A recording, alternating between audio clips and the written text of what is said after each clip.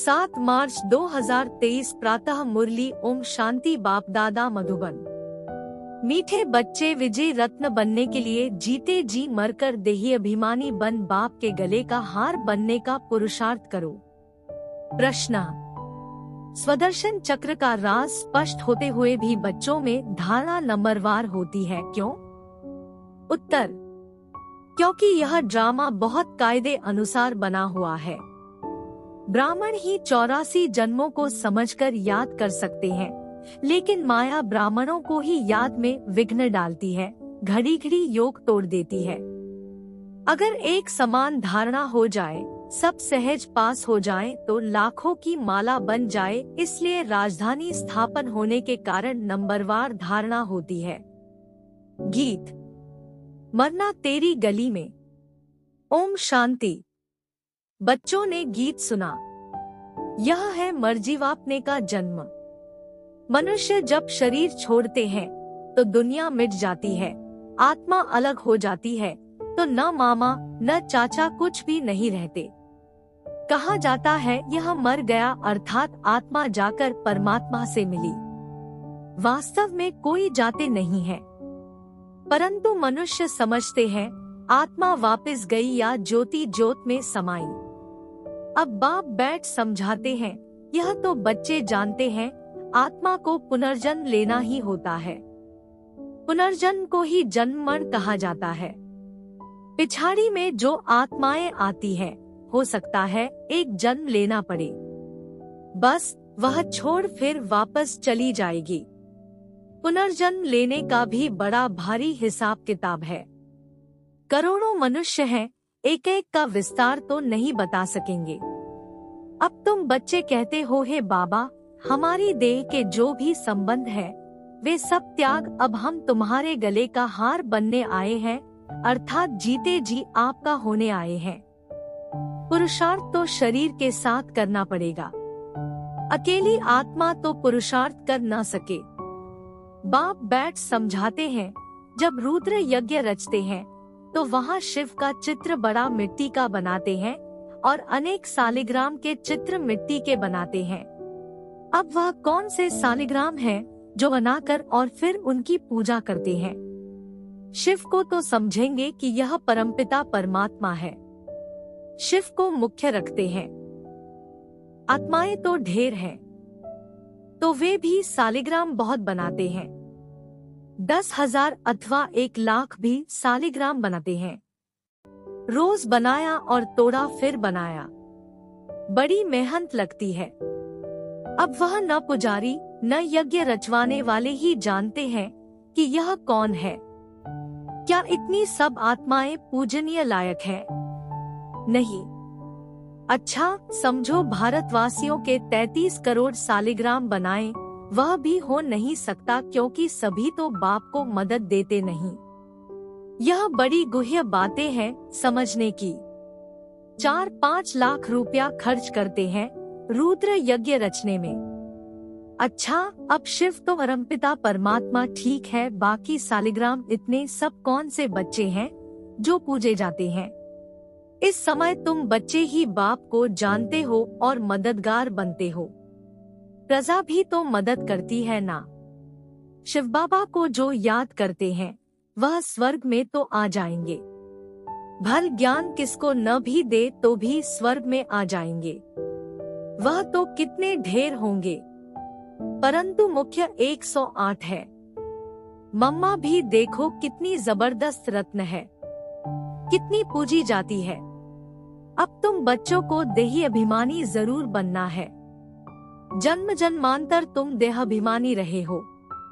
कोई भी मनुष्य ऐसे नहीं कहेगा कि मैं आत्मा परमपिता परमात्मा की संतान हूँ। संतान है तो उनकी पूरी बायोग्राफी मालूम होनी चाहिए।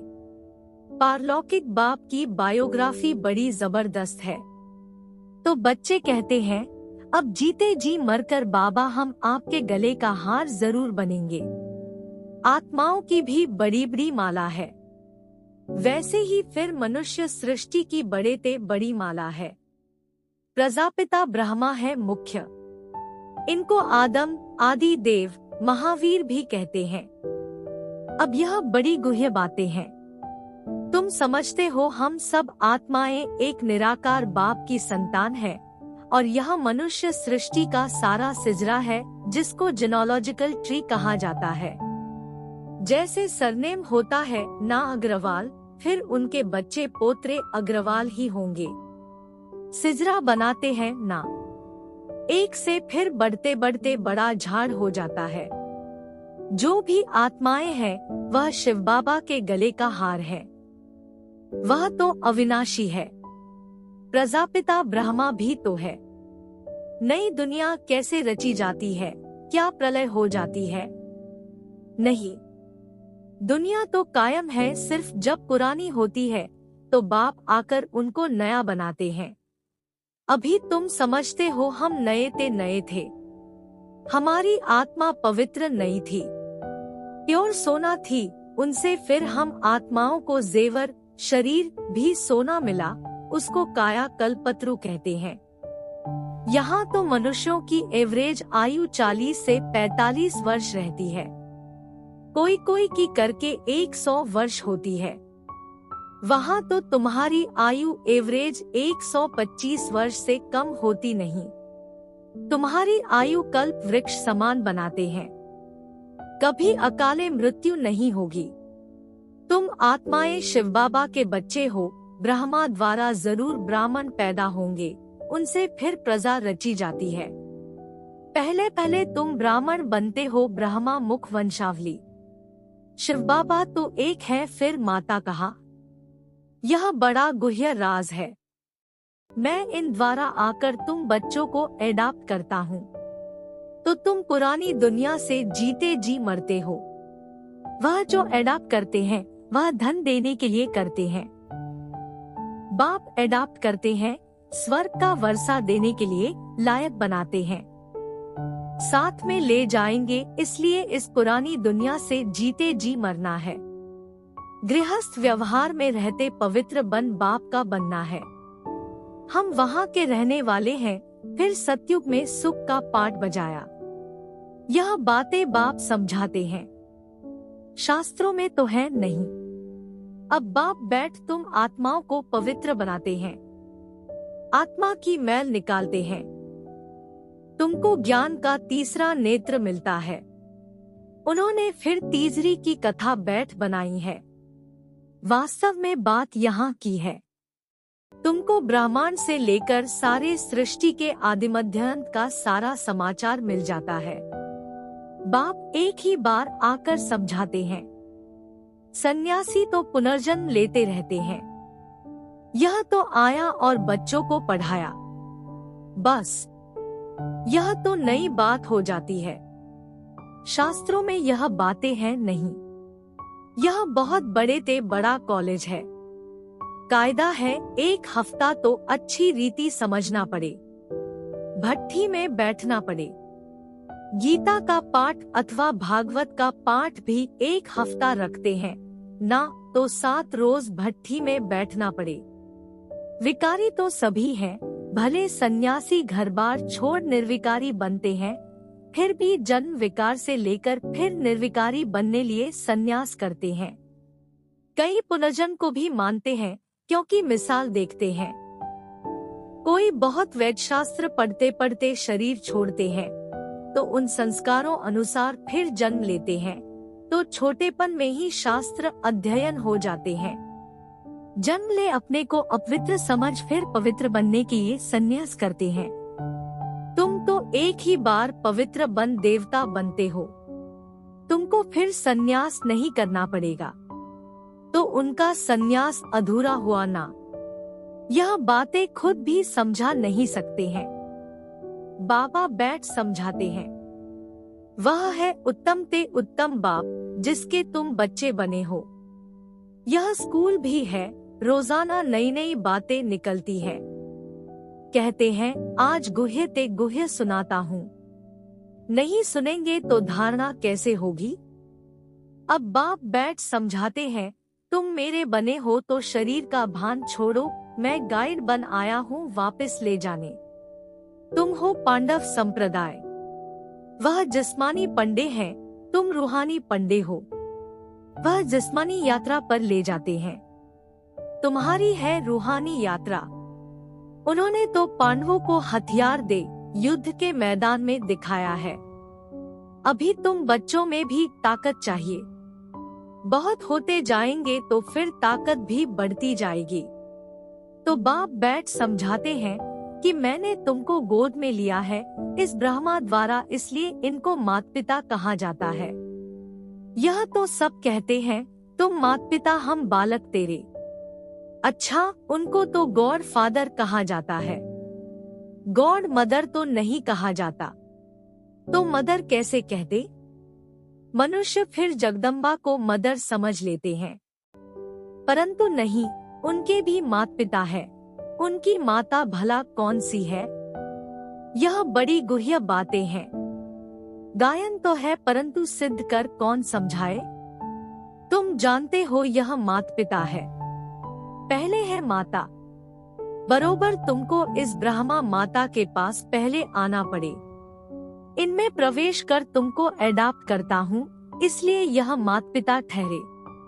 यह बातें कोई शास्त्र में नहीं है। यह बाप बैठ समझाते हैं कैसे तुम मुख वंशावली बनते हो। मैं ब्रह्मा मुख से तुमको रचता हूँ। कोई राजा है, कहेंगे मुख से तुमको कहता हूँ तुम मेरे हो। यह आत्मा कहती है, परंतु उनको फिर भी माता पिता नहीं कहेंगे। यह बड़ी वंडरफुल बात है। तुम जानते हो हम शिव बाबा के बने हैं, तो यह देह का भान छोड़ना पड़े। अपने को आत्मा अशरीरी समझना मेहनत का काम है। इसको कहा ही जाता है राजयोग और ज्ञान। दोनों अक्षर आते हैं। मनुष्य जब मरते हैं तो उनको कहते हैं राम राम कहो, या गुरु लोग अपना नाम दे देते हैं। गुरु मर जाता तो फिर उनके बच्चे को गुरु कर देते हैं। यहाँ तो बाप जाएंगे तो सभी को जाना है। यह मृत्युलोक का अंतिम जन्म है। बाबा हमको अमरलोक में ले जाते हैं, वाया मुक्तिधाम जाना है।